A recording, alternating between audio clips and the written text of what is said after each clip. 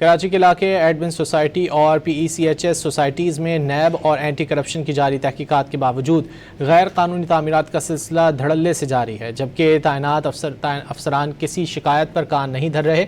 اسی حوالے سے مزید جانیں گے ڈان نیوز کے نمائندے عاصم خان سے۔ عاصم، کیا تفصیلات ہیں؟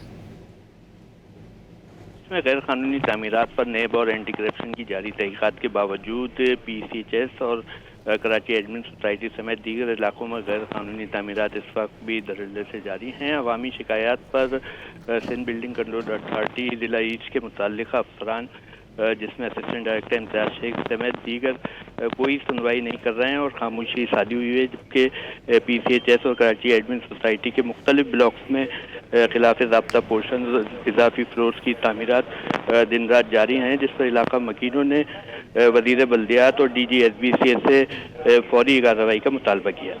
عاصم، بہت شکریہ ان تفصیلات کے لیے۔